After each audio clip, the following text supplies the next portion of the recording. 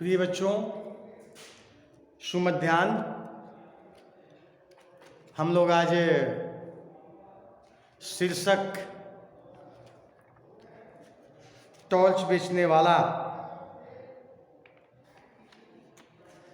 पाठ के अंतर्गत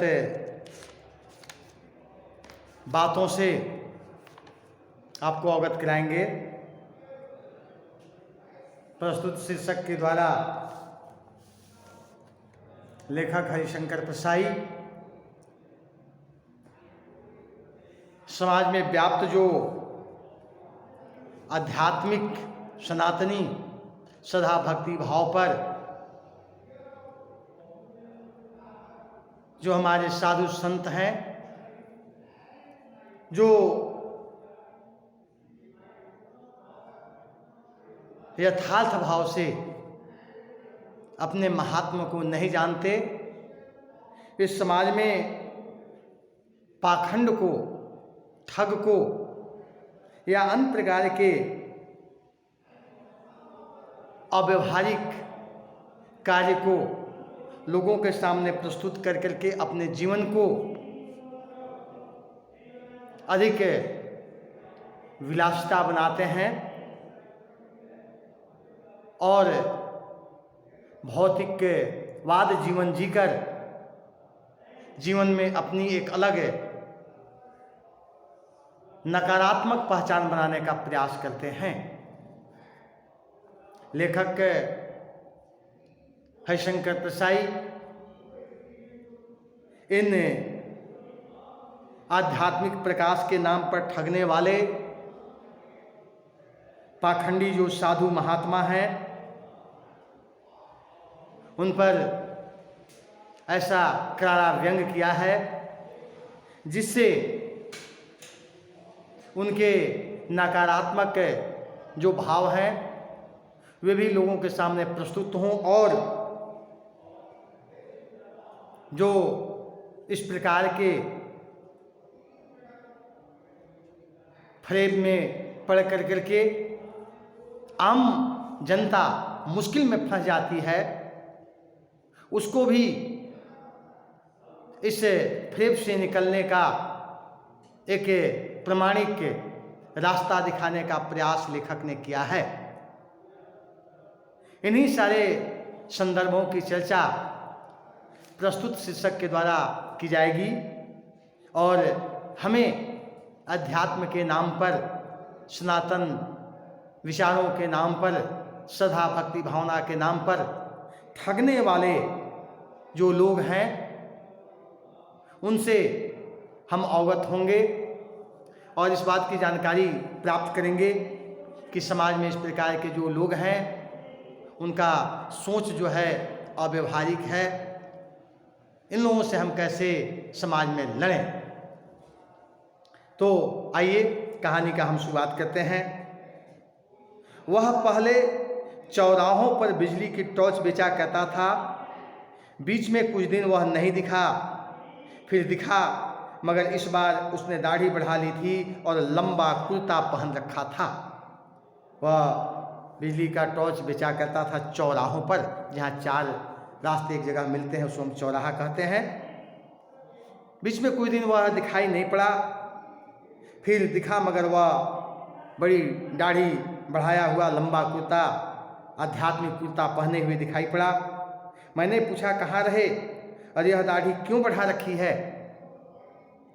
उसने जवाब दिया, बाहर गया था। दाढ़ी वाले सवाल पर उसने जवाब यह दिया कि दाढ़ी पर हाथ फेरने लगा।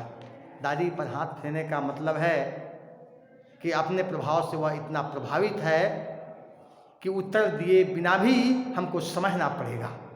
यह भी एक प्रकार का व्यंग ही है।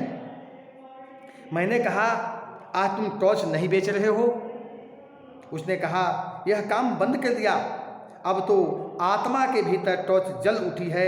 ये सूरज छाप टॉर्च अब व्यर्थ मालूम होती है। पहले ये सूरज छाप टॉर्च बेचते थे, लेकिन आज जिस टॉर्च से आत्मिक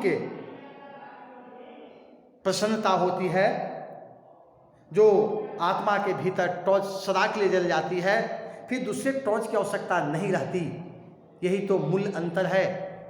हम रात्रि में सूरज छाप वाली टॉर्च से रात्रि की जड़ता, तिमिरता और अंधकार को दूर कर सकते हैं, लेकिन आत्मिक टॉर्च को जला करके, आध्यात्मिक टॉर्च को जला करके आत्मा को किस प्रकार से हम प्रज्वलित कर सकते हैं, या इस सामान्य टॉर्च से नहीं बल्कि आत्मिक टॉर्च जलाने के पश्चात ही सुख, शांति, समृद्धि मिलेगी। तो उसने ऐसा ही किया। मैंने कहा तुम शायद संन्यास ले रहे हो, जिसकी आत्मा में प्रकाश फैल जाता है वह इसी तरह की बातें कहता है, किससे दीक्षा ले आए? निश्चित रूप से उन्होंने कहा भाई तुम संन्यास लिया, संन्यास का अभिप्राय क्या दिया हो उसमें? जो संसार को त्यागता हो। स्वाभाविक रूप से इस प्रकार की बात करने वाले जो व्यक्ति हैं वे बड़े दक्ष होते हैं। आखिर तुमने दीक्षा किन से ली है? मेरी बात से उसे पीड़ा हुई। उसने कहा ऐसे कठोर वचन मत बोलिए, आत्मा सबकी एक है। मेरी आत्मा को चोट पहुंचाकर आप अपनी आत्मा को घायल कर रहे हैं। निश्चित रूप से यह बात थोड़ी कड़वी थी, इसलिए उसे लगा। उसने कहा कि भाई इस प्रकार की बात बोलने की ज़रूरत नहीं है। मेरी आत्मा को चोट पहुंचा करके आप अपनी आत्मा को भी घायल कर रहे हैं, यह अच्छी बात बिल्कुल नहीं है। मैंने कहा यह सब तो ठीक है, मगर यह बताओ कि तुम एकाएक ऐसे कैसे हो गए? इस प्रकार से तुम्हें परिवर्तन कैसे आ गया? क्या बीवी ने तुम्हें त्याग दिया? क्या उधार मिलना बंद हो गया? क्या साहूकार ने ज़्यादा तंग करना शुरू कर दिया था? क्या चोरी के मामले में फंस गए हो? आखिर बाहर की टॉर्च भीतर आत्मा में कैसे घुस गई? स्वाभाविक रूप से आदमी जब संसार से विरक्त हो जाता है तब वह इस प्रकार के फैसले लेता है और करता है। लेखक जानना चाहते थे कि आखिर एकाएक इस प्रकार से क्रांतिकारी परिवर्तन क्यों हुआ, कैसे हुआ? क्या तुम्हारी बीवी ने तुम्हें छोड़ दिया, त्याग दिया? इसके क्या या यह नहीं होगा तो तुम्हें बाजार में सूरज छाप टॉर्च बेचने के लिए जो उधारी मिलती थी क्या वह बंद हो गई?